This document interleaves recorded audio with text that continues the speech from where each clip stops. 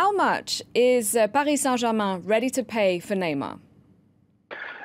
People are talking about 222 million euros, which would be more than double the highest transfer fee ever paid last year. Paul Pogba going to Manchester United from Juventus. So this really is a huge kind of bound forward in football spending spiral. But, I mean, given that the money comes from Qatar, I'm sure they can afford it. But is the 25-year-old worth that much? Well, I mean, what is worth?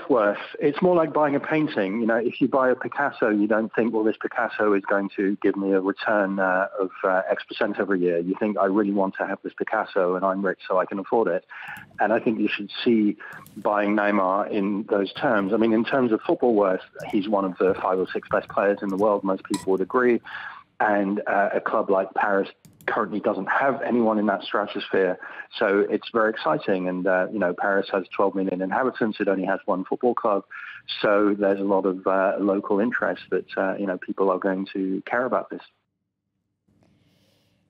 It's interesting you should bring up the art world, because some people would say the footballing world has gone mad, just like the art world. I mean, these figures are astronomical.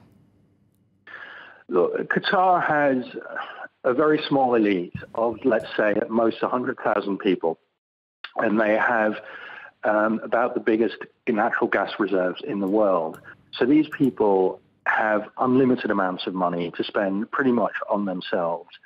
And they have decided that promoting their country in the world is important. Well, the best way to promote yourself in today's world is through football.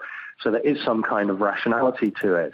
But, I mean, it's the same way, you know, if I go into a cafe, I think, well, I can afford that cup of coffee. It will make me happy, so I'll buy it.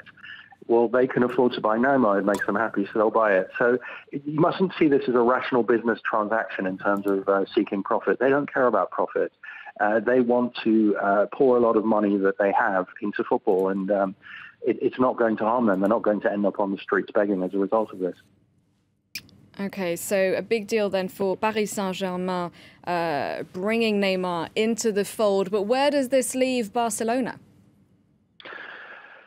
Barcelona will need to replace him, and there's talk that they will buy Verratti, who's a very different kind of player, from Paris in return.